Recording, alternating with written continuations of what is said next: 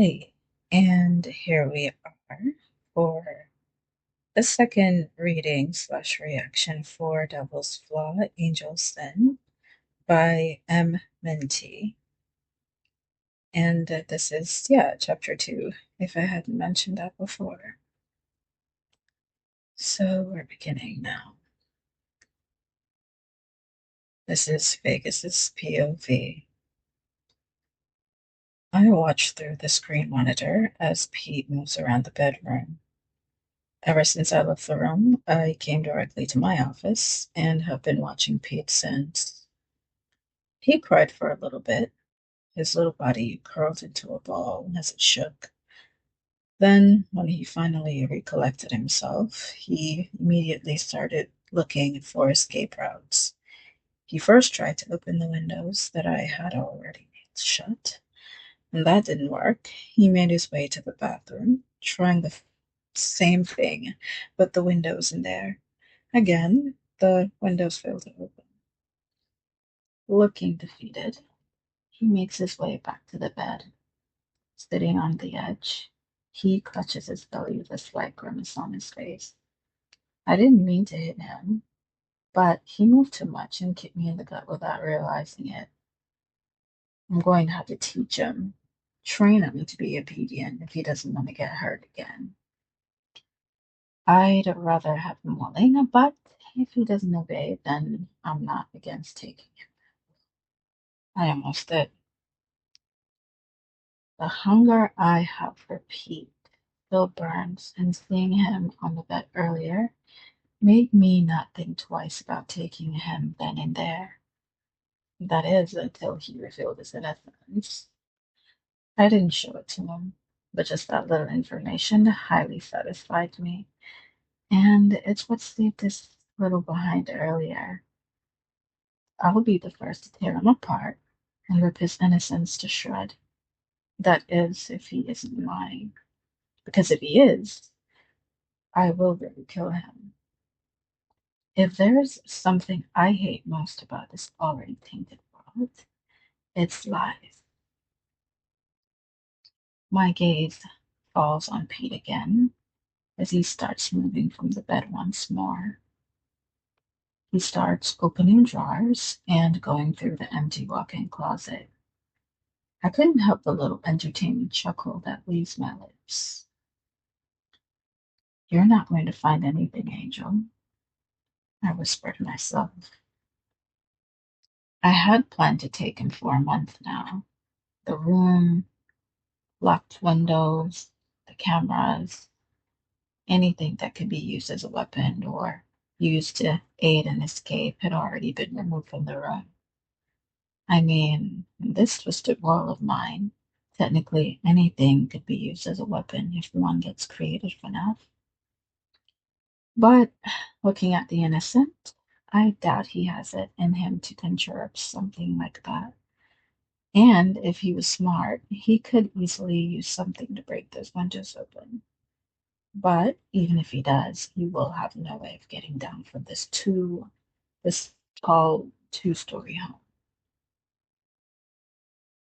Pete looks frustrated as he leaves the closet empty-handed.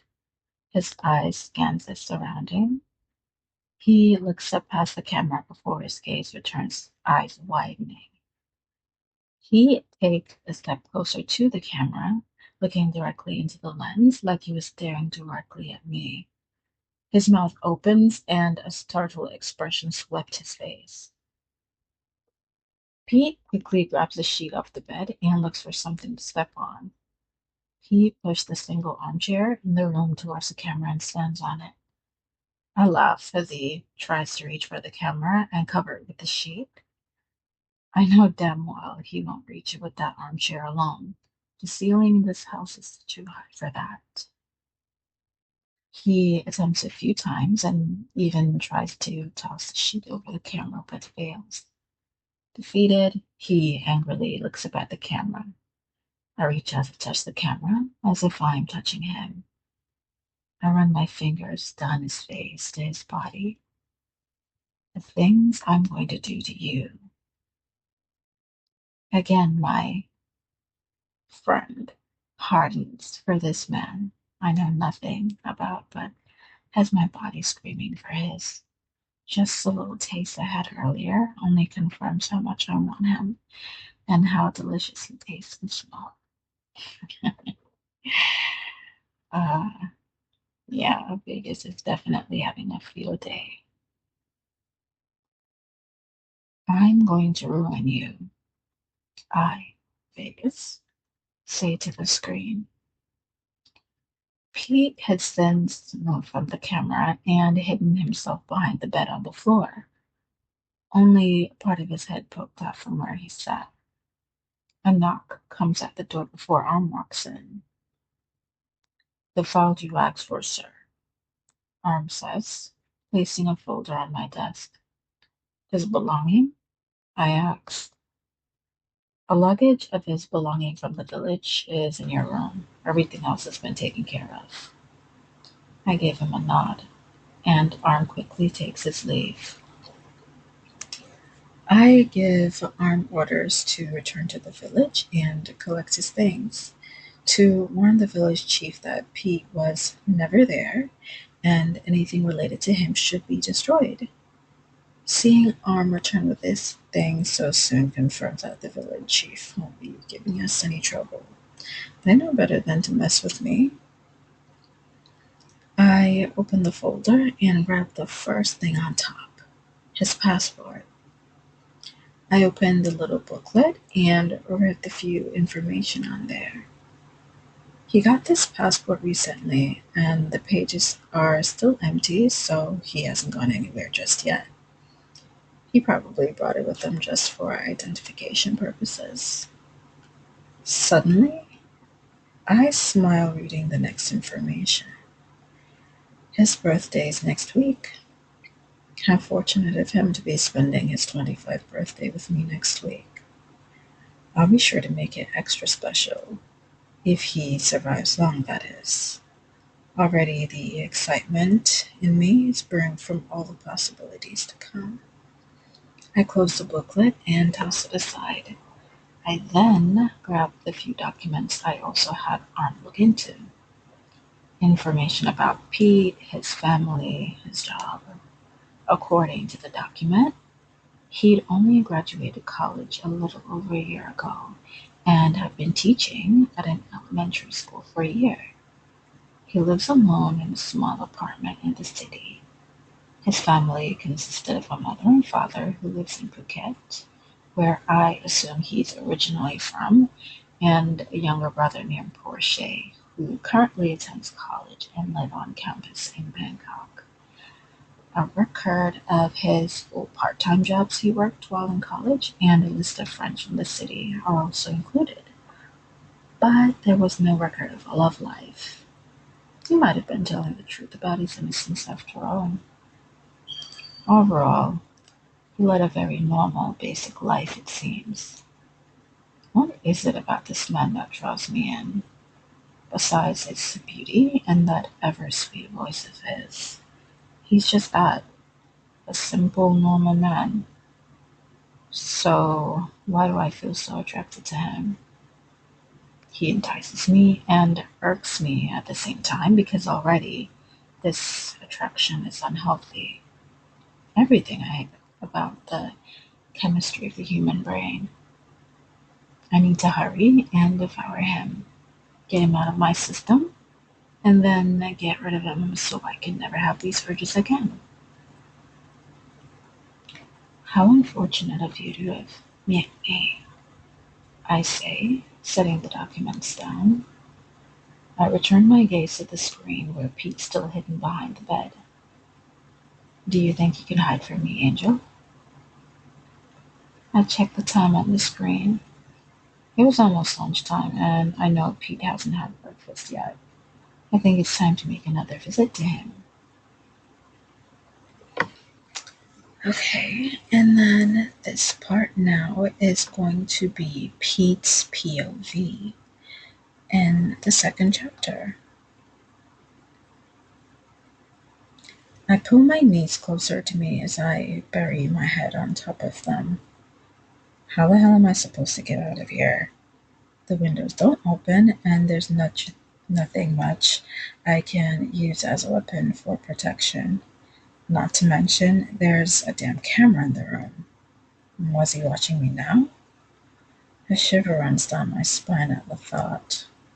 What did he want with me? I kept trying to think about what I could have done to offend these people, but nothing came up. That only leaves one possible reason. I recall the look in the man's face as he attacked me.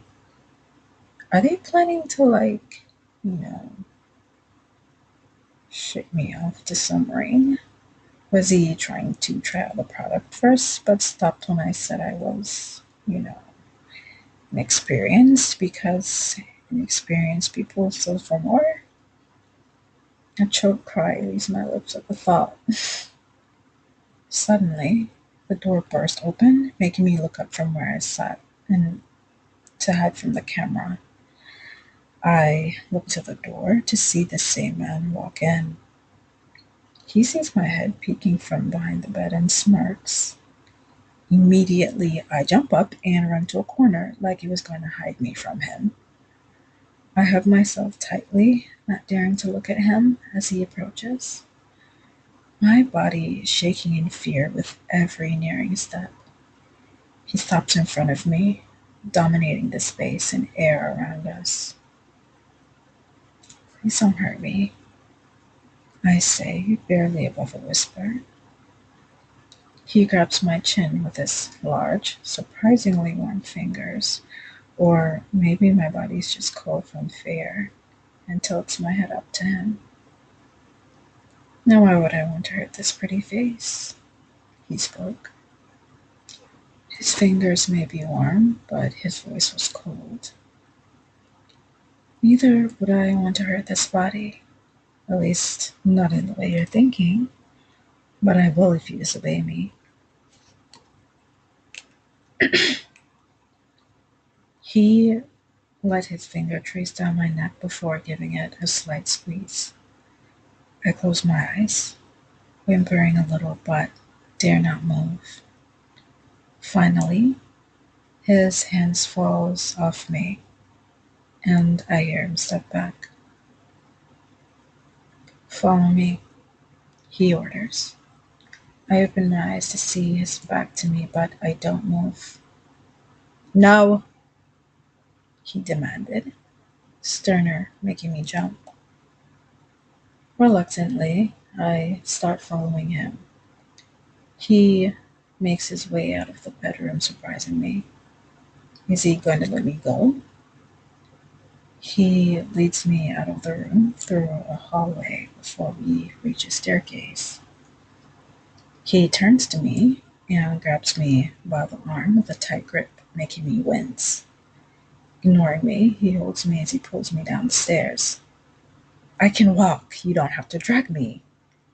I try to pull away, afraid that I might slip and fall with his dragging.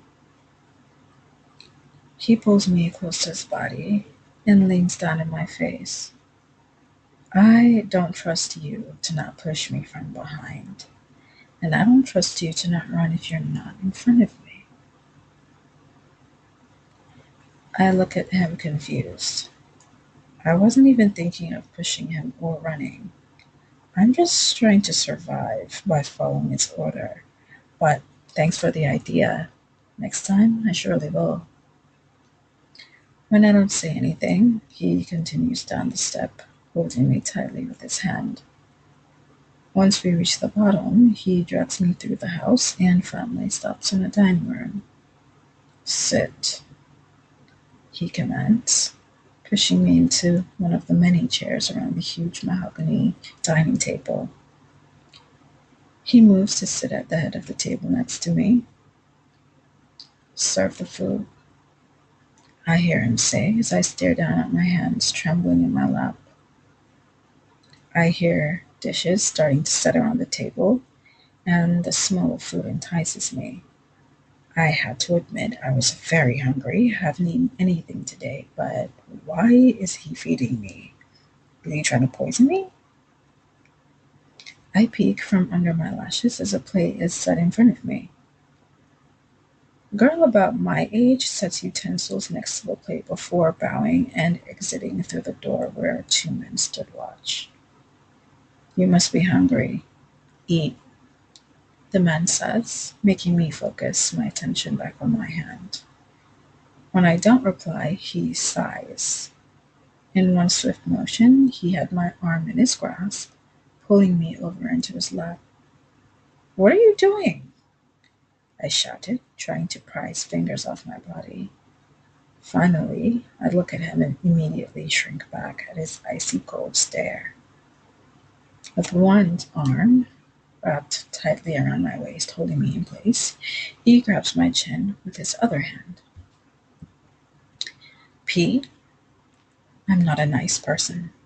Don't test my patient, he said calmly, but threateningly. The sound of my name coming off his lips gave me goosebumps. It's the first time he's using my name.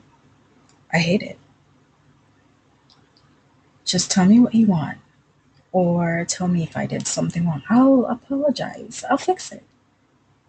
This draws a little half smile to his face. He moves his fingers from my chin to my lips, tracing the bottom half. I turn my head away, but he grips my chin again, this time harder. You feel good in my arms, he says, pulling my body closer to his and ignoring my earlier request. I place my hands against his chest, trying to push away, but he wraps both arms around me, capturing me against him as I sit on his lap. As I stare at him, I can feel every part of his body touching me, his heart muscles, his slow beating heart, and the semi-hard, that I didn't want to think about. Why are you doing this? I all but whisper, knowing my strength is nothing against his larger frame. Because he stares at my lips as he slides a hand up my back and stops at the nape of my neck. I want to own you. Without another word, he slams his lips into mine, sealing any words I have left to say. His lips are warm, but rough, as he tries to mold our lips together. I try pushing against him, but that only makes him hold me closer, tighter. His fingers curl into my hair and harshly pulls my head back, making me shout in pain. Then I feel his tongue playing tonsil hockey with my mouth. My eyes slam shut and my fingers dig into his chest. His tongue moves, expertly sweeping at my mouth, chasing my tongue. He was soft, hot, and tasted of mint. I whimper helplessly in his arms and start to feel faint as this man forcefully steals my first kiss. He makes a satisfying hum as I push back with my tongue. Suddenly, I feel his hand on my, and my eyes immediately flutters open. What the hell am I doing? Without thinking, I bite hard at his tongue. A growl erupts from him as he lets me go and pushes me away, making me fall off his laps onto the floor. Convegas! The two men that were standing at the door comes running towards us with guns pointing at me like I just stabbed the king himself. So, his name is Vegas. I look up at the man who I just bit, and fear consumes me. He stared down at me with evil burning in his eyes and blood trickling down his lips. I just knew I'm done for. So that is the end of chapter 2.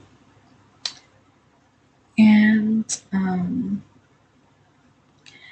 as I'm currently thinking about the story, I think after this I might or might not consider making the reading and the reactions a little